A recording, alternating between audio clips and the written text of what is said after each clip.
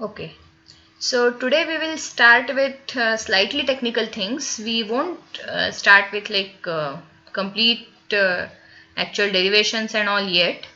We will start with less technical part as of now. So, first of all, yesterday we saw why do we need multivariate analysis. We saw that there are many situations where you can't actually conclude things fully if you know only about one variable. You need to have information about more than one variables if you are to make sure that your conclusions are making sense. Okay, so this we saw yesterday. So um, now, I also told you that most of your third semester, fourth semester courses would need stuff from second semester, and we know that nowadays the buzzwords are data science, machine learning, and all that stuff. So there, multivariate analysis has lot of importance. So why does it have lot of importance? So let us try to see a couple of examples. Let me share my screen.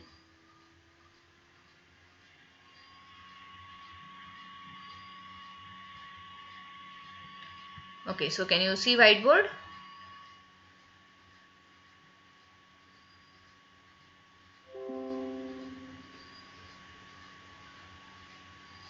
Can you see the whiteboard?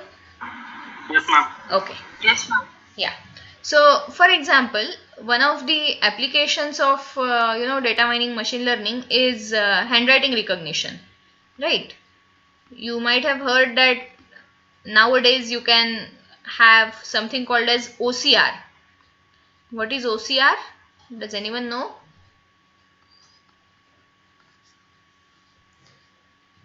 Okay, it's homework. Go and find what is OCR. So the full form for OCR, even your some of these scanning apps have this OCR facility. So what OCR does is, suppose this is my handwritten work, right? So OCR would try, if I scan this, if I give this image to a computer, an OCR software would try to recognize the characters.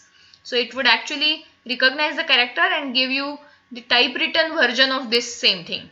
Okay. Now, when we do this, there are lots of problems. So for example, you can see my H here. So my H has become something like this, right? So this extra curve has come. Similarly, this G is not completely closed. My G has become this. So such things happen when you write. Even my N, it could possibly be interpreted as V also. My N can look like V. So how does a computer recognize all these things? For example, if I see, when you teach a kid that this is letter A, you don't have to teach separately that this is also A, this is also A, this is also A. Our human brain can automatically perceive the similarities between these different looking objects and can understand that all of them actually mean A. But how do you tell a computer that these are all A? Okay, so in such cases, the basics started with multivariate analysis. So can you describe this character by using, say, many variables? Okay, or in today's terminology, by using many features. So what do you mean by describing a particular picture? So for example, this, if I want to call this as A, there are three lines, right? So there are three lines here. So this is one line, this is second line, this is third line. Okay, so two slanting lines and one horizontal line. Then there are angles. So this is one angle, this is one angle, this is one angle. These are two more angles. So there are overall kind of like five angles. Then you can also measure those angles. Okay, so for example, if you consider this letter, then the angles here, so I have 1, 2, 3 angles here. So these angles will have different measurement than the angles in A. So maybe measuring those angles can become one feature, and so on. So given a single letter A, I can create many variables. So as I said, number of lines can be one variable, number of angles can be another variable, then number of horizontal lines can be one variable, number of vertical lines can be another variable, number of slanting lines can be another variable. The slanting lines can actually be divided into two types: lines with positive slope, lines with negative slope. So given a single letter, you can create many variables from that letter, and now if you study all of them together, you can possibly find a formula for distinguishing this letter A from other letters. Is it okay? So this is what is done in multivariate analysis, something like this. So you have multiple variables, and using those multiple variables, you are trying to create some sort of recognition for an object, some sort of characteristic features for that object. Okay, so that's why, as I said, in today's machine learning and data science terminology, multivariate analysis has lot of importance. Okay, so handwriting recognition is one. Same thing goes for image recognition. So if you have an image, so for example you have tree here and then you have a house here, okay, and then you want to match it with other objects, or you want to recognize which is tree, which is image. So in such cases also, the first thing that you need to do is somehow convert this image into numerical data. So the very basic step, of course there are many other steps also involved. So very basic step that is involved here is dividing this into multiple pixels. So this single image, you can assume these are straight lines. Okay, so you can divide this image into multiple parts, which we would call as, say, pixels, and then in each pixel you see which color is present. So suppose this is tree, so this is going to be, so this part is going to be green, right? Then this part is going to be brown, something like that. Then house will have its own color. So what you can do is you divide this image into multiple pixels. Now for each pixel you have to note down the color, but of course you know that you cannot note down a color in word. You know, green means which shade of green and all that. So we have something called as RGB formulation. So given any box or given any pixel, you can measure the color, you can say quantify the color in that pixel using this RGB combination. So what percentage of red, what green and what blue. You might have seen this when you choose, say, colors in a Microsoft Word or PowerPoint type of software. Every color has this unique combination of RGB. Every shade has a unique combination of RGB. So basically from this single image, suppose if you have divided this image into 100 cross 100 sized thing, means you have 100 pixels vertically and 100 horizontally, then you can get 300 cross 100 matrices, numerical matrices, where first matrix would give values of R in every pixel, red, second matrix would give values of G in every pixel, and the third matrix would give you values of B in every pixel. Okay. By the way, I forgot to tell you yesterday, please feel free to stop me if you feel I'm going fast, or if you feel I'm going too slow, you can tell me that we can increase the speed. And I noticed yesterday that normally also I know that my speed of talking is comparatively quite high, but in live lecture sometimes it automatically gets reduced because I can see confused faces. But here it may not get automatically reduced. So if you feel I'm talking too fast, or if things are, the pace is not controlled, you can stop me. Okay. Okay. So yeah, so I was telling that there are three matrices. One would represent value of red, second would represent value of green, third would represent value of blue in that image. So again, image recognition problem would become a multivariate problem. Okay, because you have so many variables. 100 cross 100 times 3. Okay, these many variables you have. So,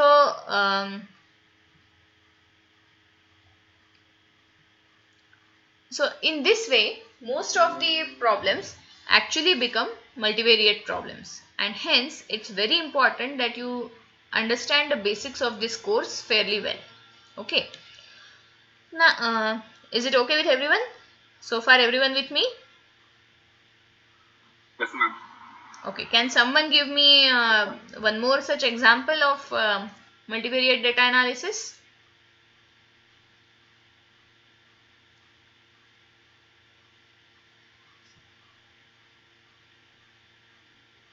Anyone?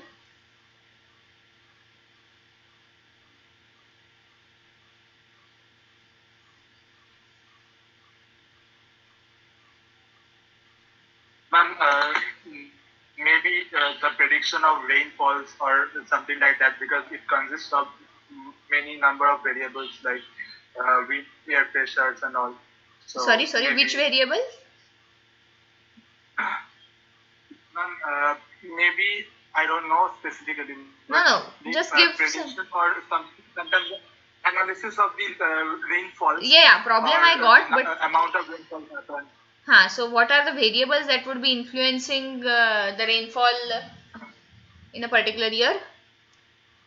Ma'am, yes, ma'am. Actually, as it depends on the amount of depression what happens. So depression Okay. may be depending on the air pressures and also Okay, correct, uh, correct. not only yeah. So various Hello. climatic variables would be there. Yes, Shivani. Ma'am, one of the example is employee attrition. The Okay. loss of employee leave their job due to payment issue, Hmm. workload, Hmm. and traveling experience, and Okay. lots of variable impact on the attrition. Okay. Others are familiar with this example. All of you should be, because there was a lecture during your orientation. Am I right? By Professor Bendre, Sushma Bendre, Yes, ma'am. and Yes, that ma'am. was related to employee attrition. So yeah, there are multiple variables which can influence the probability of an employee leaving an organization. Correct. Okay, good. So now homework for all of you is, each of you have to come up with one example where multivariate analysis can be used. So multivariate analysis can be used means there should be some objective. Okay, there should be some well defined objective, well defined real life problem, and you should have to use multiple variables to answer that problem. Okay, so this is a homework. I will create some sort of I don't know, some online doc where you can post your examples. Okay, and when you are posting, you have to make sure that you read all the examples that have been posted before you, and you have to make sure that you are not repeating it. Okay, so if you want to finish the homework fast, easier thing is post early, so that chances of your example getting already used are less. Okay, so after the lecture I will share the link via Google Classroom where you should post your examples, your objective, and which variables can be used to collect to fulfill that objective. Okay, to solve the problem at hand. You don't right now, you don't have to worry about availability of data, etc. We are just thinking of examples. Okay, it doesn't, I'm not expecting you to do any analysis. Just like orally these two people told examples, so I want similar examples. So one example from each of you. So I can see there are 38 means excluding me 37 people in the class, so I should see at least 37 examples. Okay. Okay, so this is why multivariate analysis is important. And now, what is the difference between univariate and multivariate? Means, why do we need a special course for understanding or learning multivariate techniques? Why not just use whatever we already know from univariate? Okay, that is one important question. So, one important reason behind that is what is known as curse of dimensionality. Okay, so what is curse of dimensionality? Just a second. No? Yeah. Okay, so what is curse of dimensionality? Has anyone heard about it?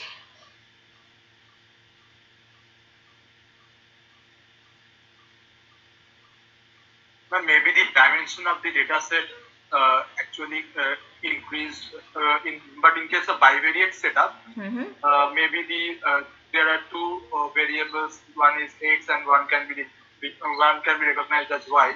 And in that case, there may be a lot of data points, but the thing is that ultimately there are two variables, so they can be rather analyzed easily, but here the dimension in terms of the variables are also increasing drastically. That may create a problem. So sometimes they need some critical analysis.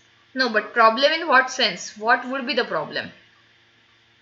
Where would you exactly face the problem? Actually, since these variables are increasing, suppose we have one response and the rest of the other variables are the regressors. Sometimes it may happen that there are intercorrelation between those regressors, so this may affect the relation between the y also. Okay, so this is okay. Wait. Okay, so this is one problem that he pointed out, that for example, if you are in a regression setup, then there may be some relationships between regressors which might create problems. You will learn more in the regression course. Any other simpler problems when you go from 1 or 2 variables to say more than 3, 4 or 10 variables? Any other simpler issues? Okay, so you dealing with more number of variables might be difficult. Wait. Kushal, wait. Let others talk. Sorry, Prathamesh, can you repeat? Yes, ma'am. Dealing with more number of variables could increase the dimensions of a matrix for us. So instead of when we are dealing with 2 variables, it is just 2 cross 2. Dimension of which matrix? But when it goes to 10, I'm considering a data in a matrix form. So whenever we have 2 variables, we could go from 2 number of columns to n number of rows. N cross 2. But when we have but when we have an increased number of dimensions, the dimension of matrix increases, and it becomes difficult to handle this bigger matrices for us. Okay. Anything else? Okay, this is also a valid point. Kushal, wait. No. Now let others talk. No. Now let others talk. Sure. You have already given 1 point, so I want other people also to talk. There are 37 people in the class. Okay, so you take 2 minutes, think about it. Okay, I'm giving you 2 minutes break, think about it. I want someone other than Kushal, Prathamesh and Pushkar. And who else had talked yesterday? Shrutakirti. And Shivani has talked today. Rutuja also talked. So I want someone other than these people to talk. Okay? So I'm giving you 2 minutes to think. Ma'am, the algorithms might be difficult to formulate for more than 2 or 3 variables. Hello, ma'am. Yeah, difficult to formulate means in what sense? I want preciseness. Think about it. Okay, let's wait. Think about it for 2 minutes and then we'll get back to this.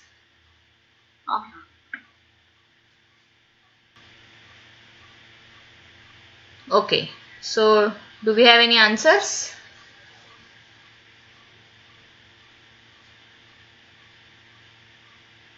So Rasika had said something that algorithms might become difficult. Maybe someone else would like to make it more precise or give some other answer.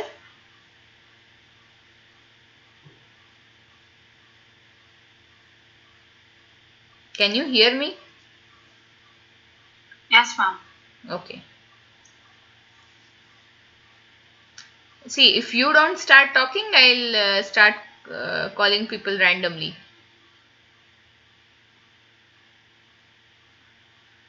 Ma'am, I have a point. Like, if the dimensionality is increased, then the predictors might become redundant. Like, some of the predictors might not hold that much of a value. Okay. I think. Yeah. Okay. Yeah, this makes sense. But I'm still looking for something even much more simpler. Ma'am, can I? No. You can't. I want other people also to talk. No. Pushkar, I mean, I took some names, right? So these people are not allowed to talk as of now.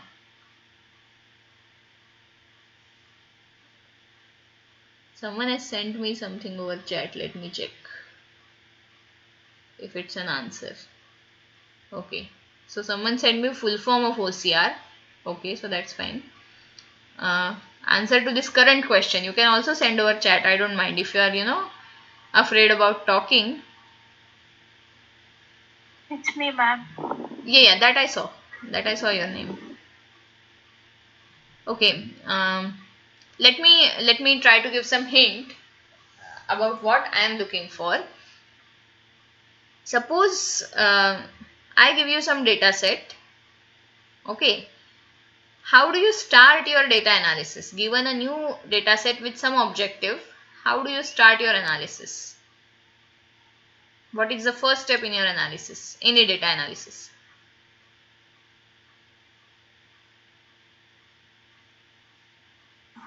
Now, firstly, we can draw the graph. Correct. Generally, we would try to visualize things, right? Okay, so Yes, ma'am. okay, so suppose you have bivariate data, let's say height, weight, typical example. You will try to draw a scatter plot of height and weight. Am I right? And you will try to see if there is any relationship between them, and if there is a relationship, you will then maybe try to model it by regression. Okay, so many of you went towards regression, but to decide whether to use regression or not, you would generally first try to see the graph. So how do you do that in multivariate setup? Now if I give you 10 variables and I ask you, okay, plot all of them together, is it possible to plot all of them together directly? No, it becomes difficult. You can't have a 10-dimensional graph, so you can't see all the relationships together. You can have something called as matrix plot. Do you remember, or do you know what matrix plot is?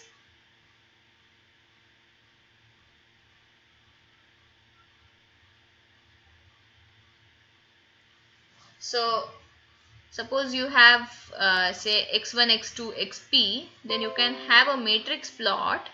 I hope you can see my screen.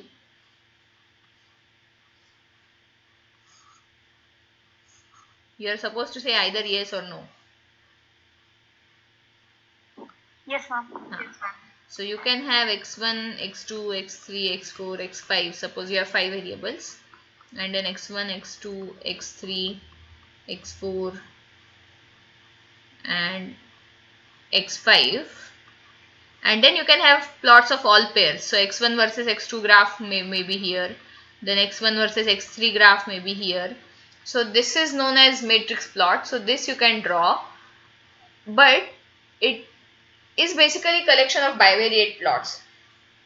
It doesn't give you simultaneously relationship between all variables, and once your dimension increases much like further, it becomes even more difficult. So suppose you have say 300 variables, then looking through a 300 cross 300 plot is simply, impossible. You won't be able to recognize patterns much. So the most important problem with increase in the dimensionality is visualization becomes almost impossible. Okay, visualization becomes almost impossible. After a point, you can't visualize. So many of the multivariate techniques focus on dimension reduction in order to make visualization easier. So their aim for dimension reduction is to make visualization easier. One of the major aims. Okay, we will be seeing some of them. For example, we will be looking at principal component analysis, factor analysis. So they are used for dimension reduction and to aid in visualization. So one major problem with increased dimension is you can't visualize things, and if you can't visualize things, your analysis becomes much more difficult than it should be. Okay, because in univariate or bivariate setup, you can see the relationship and you can say, oh fine, they seem to be positively related, so let me try to fit regression to get an estimate, okay, or to get prediction. But if you can't visualize, things become impossible to conclude like this. Another problem with increased dimensionality is something known as sparsity. So you might end up having sparse matrices. So what do you mean by sparse? So let me consider another typical example that is used in the data science domain. So transaction data. Okay, what do I mean by transaction data?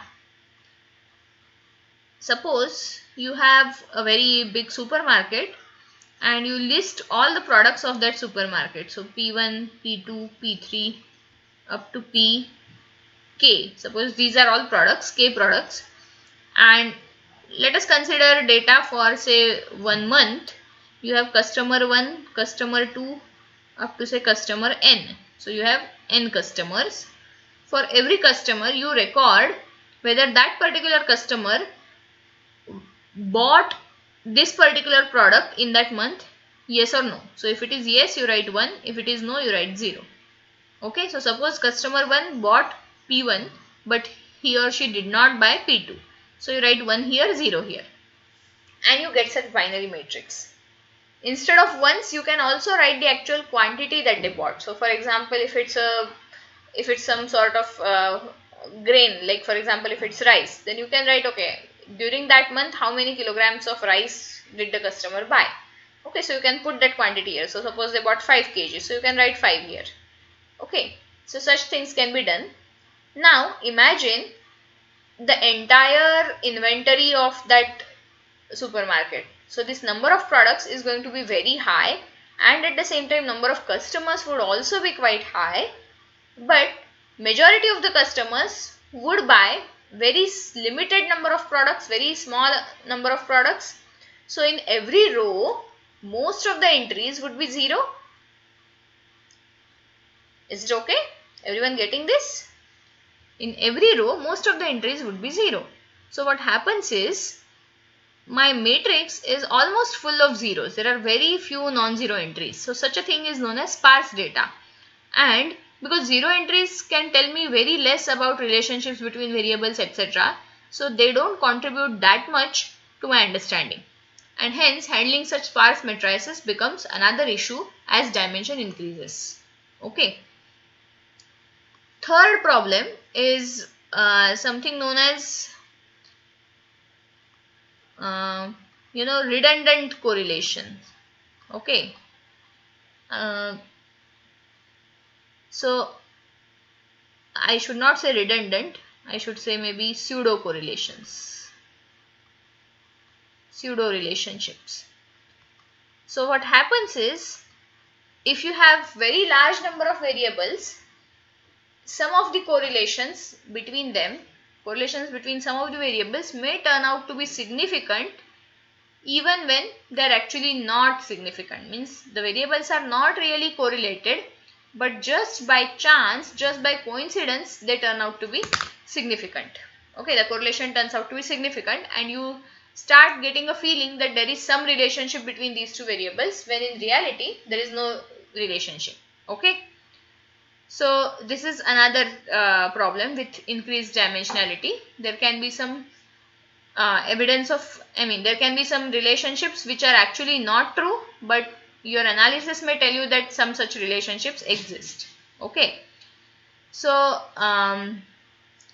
because one reason for this is, in testing of hypothesis problem, we have two types of error: false positives, false negatives, type 1 error, type 2 error. So as you increase the number of tests, so if you have say k variables, you will be testing those many correlations. So how many correlations? If you have k variables, how many correlation values can you compute?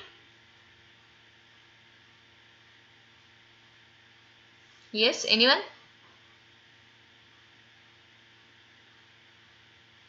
If you have k variables, how many pairs would you have where you can actually compute correlations? Yes. Sorry? K square. Okay, did you say k square? Okay, fine. K square is, okay, it's partially correct, because some of those, see, correlation between x and y is going to be same as y and x. So you would test only once. Is everyone else getting what I am trying to say? Because of symmetry in correlation. Basically k choose 2. Basically k choose 2, correct? K choose 2. Okay. So you will be doing significance test k choose 2 times, and as k increases, the value of k choose 2 is going to be very high. So the number of false positives would also increase. Okay. So that's why there may be some such relationships. Again, there is a specific terminology for this. So your job is to search for that. Okay, homework is search for a specific term. Okay, what happened, like increase in the dimension, gives rise to some such pseudo relationships which are actually meaningless. So what is the term for that? Okay, it is called as some sort of correlation. So what correlation? That is your homework.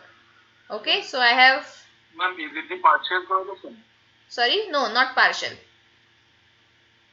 I want word for pseudo correlations, not usual like partial, multiple. That's a different stuff. Okay, so think about it and let me know. Okay, let me know in the next class. Okay, or you can yeah, better to wait for next class. Okay, so this is third problem when you have high dimension. So first is visualization is an issue. You can't really visualize things easily. Second is the matrix becomes sparse, so that becomes a problem. Third is this. There are some unexpected pseudo relationships. Okay, I'm not going to use that term. So I am sticking to pseudo relationships. You have to find out what is the exact term. Okay, and now there is one more problem. See, let us draw, suppose you have one univariate data and one bivariate data. Okay, so univariate, let me try to draw on a, what do you call, horizontal line. Okay, so you have one univariate and one bivariate setup. Suppose you have uniform 0 1 variable.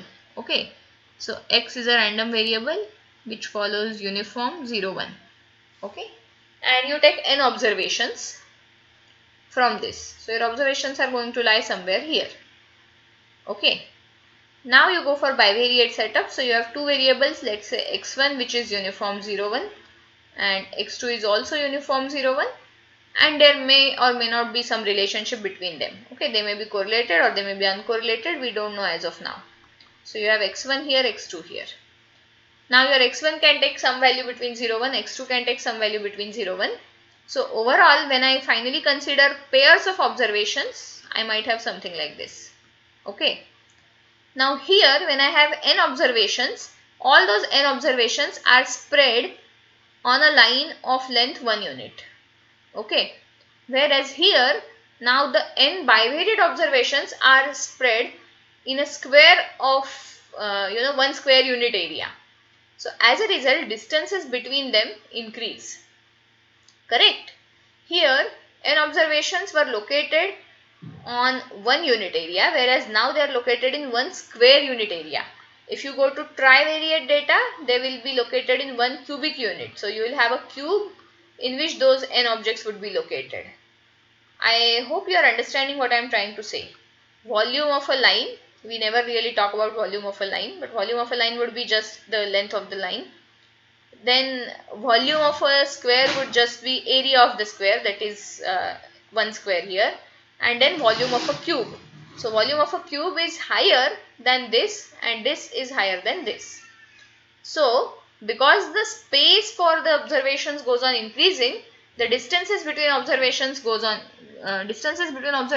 on increasing, and as a result your chances of finding some pockets with no observations go on increasing. So for example, here let me see, for example, when I say I have n observations here, I have this patch where I have no observations. Correct? Similarly, when I go to cube, my patches with no observations would go bigger and bigger if I keep my sample size constant. So I won't have much information about that patch. In fact, I won't have any information about that patch if I don't have any observations from that patch. Okay. As a result, the requirement of sample size goes on increasing as dimension increases. Okay. You need to have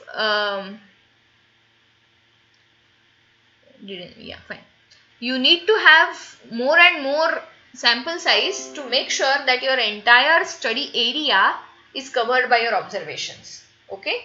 So this is one more problem. So this is actually a major reason for curse of dimensionality, that as the dimension increases, you need to have higher and higher sample size. Okay.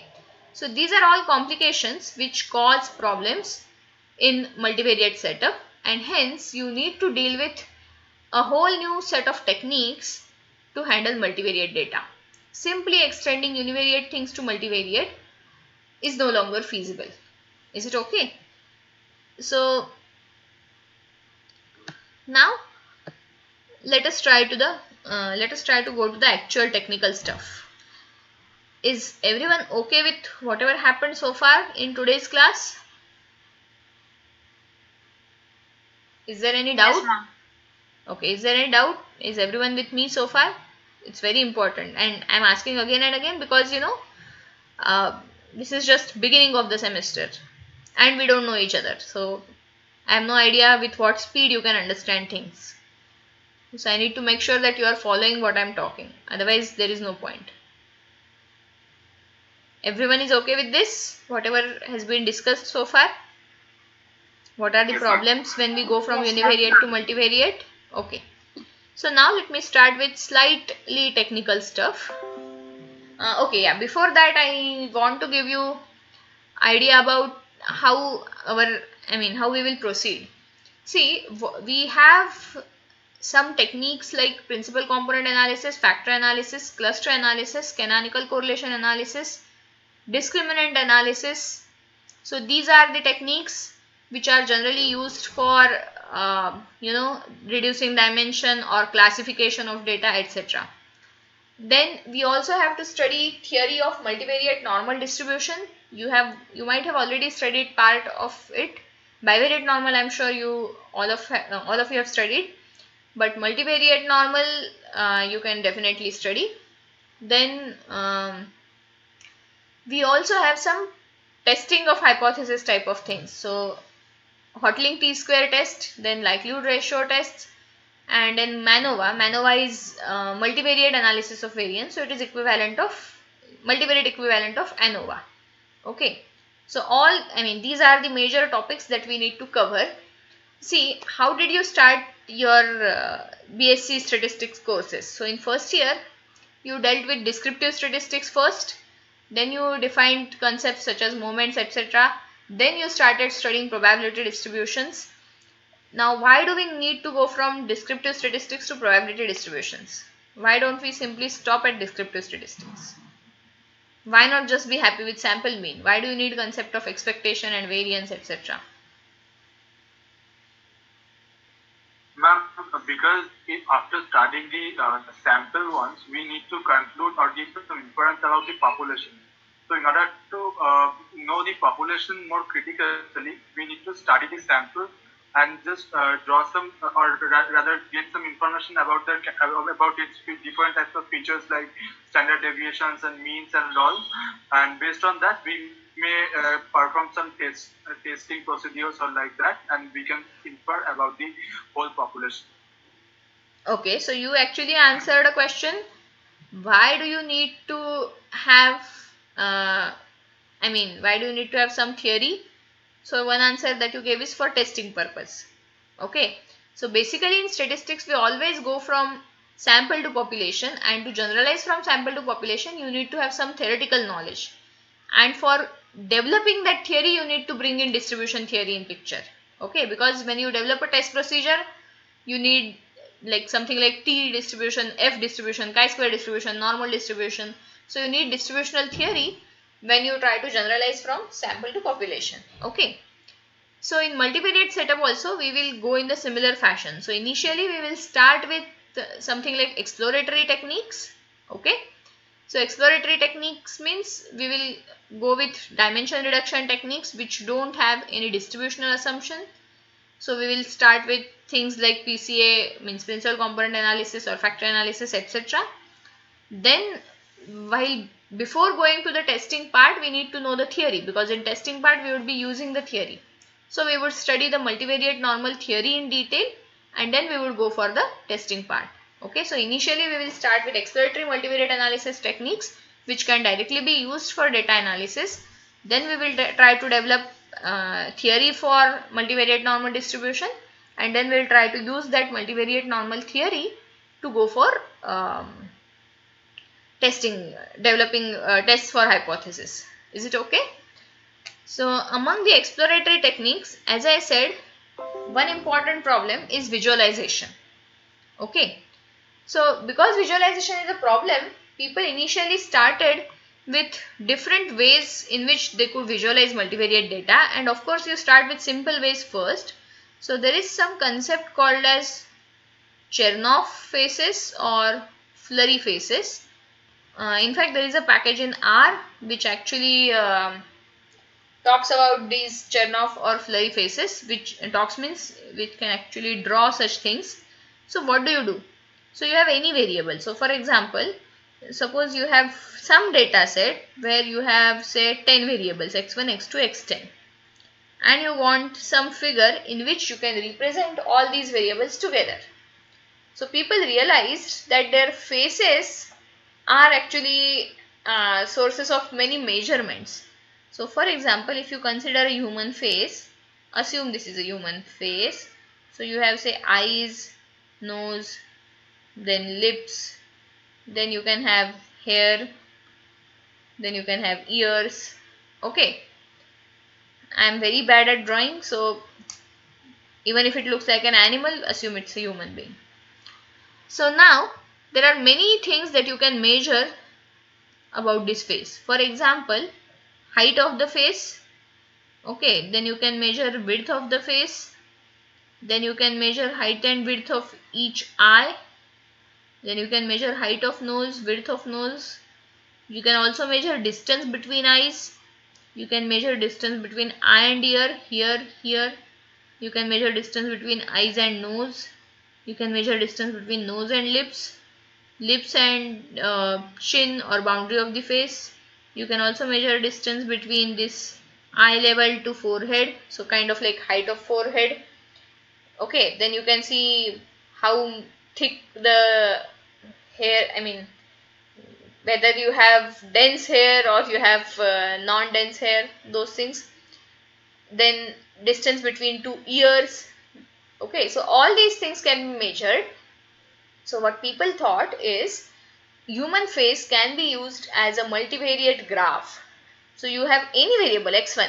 You don't care whether x1 is related to face. So x1 may be say GDP of country. x2 may be say population of that country. x3 may be say per capita income of the people in that country, etc.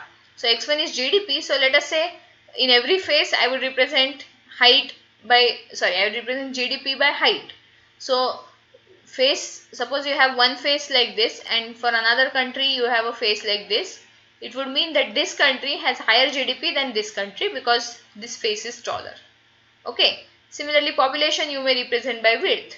So here if this width is lower, then I would say this country has lower population than this country. Okay. So this is known as Chernoff faces or Flurry faces. So as I said, there is a package in R which actually draws these. So please try and explore. Okay. And in fact, in recent years, people didn't even stop just at these phases. They also tried to have multiple things, multiple beautiful visualizations. For example, I will try to share, I think I have with me a copy of some report which is related to status of living in various countries. Okay. So what they did was they indicated their findings via tree. So one tree for every country. So this height of the trunk became one parameter. So one parameter got represented by this. Then number of branches became another parameter. Then denseness of leaves became third parameter. Then green, whether the leaves are dark green or light green, so that darkness of green color, shade of green color became another parameter. Okay. So let me try to see if I can locate that graph. It would be easier to explain if I have that in front of me. Just wait a minute.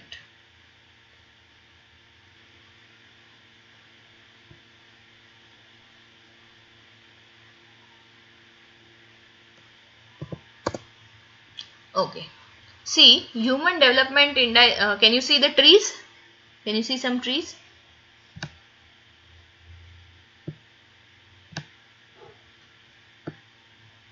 Yes, ma'am. Okay. So, see, height is equal to HDI. So, height of the trunk. So, higher trunk would mean that country has better HDI. Width is GNI index. So, wider trunk would mean better GNI index. Then color of leaves represents health index. So from yellow to dark green, they have different shades. So darker color would mean better health index for that country. And the number of leaves is equal to education index. So more leaves means better education index. And see how they have chosen. So generally also see if the number of leaves is more, we would see that we would say that the tree is healthy, right? And if the tree leaves are greener, we will say the tree is healthy. If the leaves are yellowish, we would probably conclude that the tree is not healthy.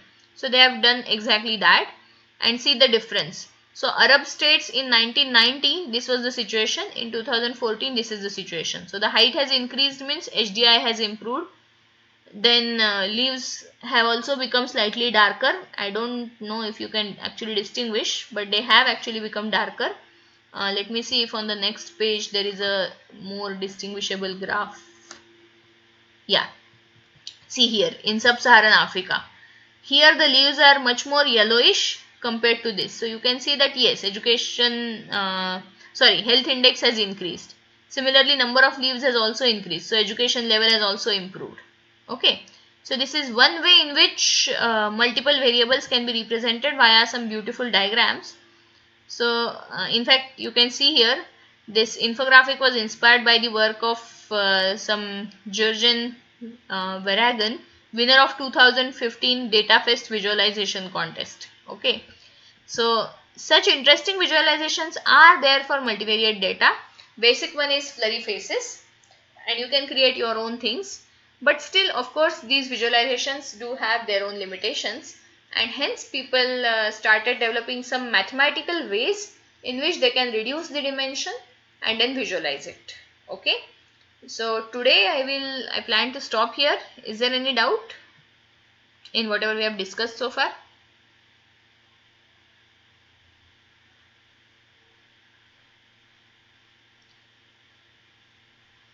Ma'am, which package does R have this facility?